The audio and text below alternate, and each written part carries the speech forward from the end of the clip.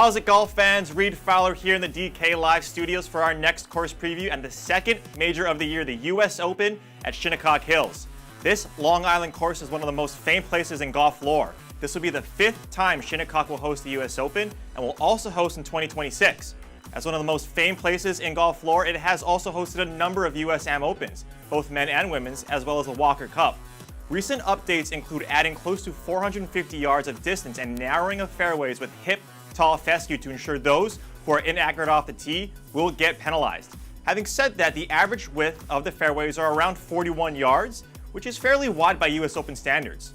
This par 70 will measure around 7,450 yards and will move to POA greens, which will be small, fast, and well guarded by about 100 bunkers. Shinnecock is semi-flat, but will have some major undulations on the greens and the fairways with no trees, so wind will play a factor. Also, something important to note that is different from most tournaments is the cut line.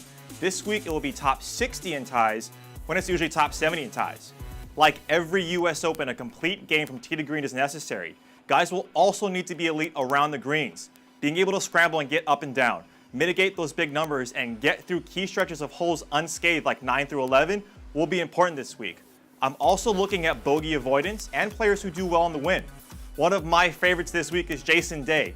Tee to green over the last 12 to 100 rounds, Day's average position is top 25, and if the wind is moderate or gusting, he only gets better, ranking 16th in strokes gained tee to green.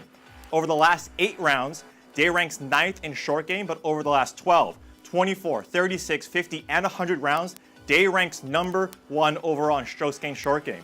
Over the last 24 rounds, he's 2nd in scrambling, 2nd in putting, and 1st in bogey avoidance. Day already has 2 wins this season, and outside of the missed cut last season, most likely due to personal reasons, Day hasn't finished outside the top 10 over the past 5 years at this major. Always a tough task, the 118th US Open will be a great cap to the Father's Day weekend.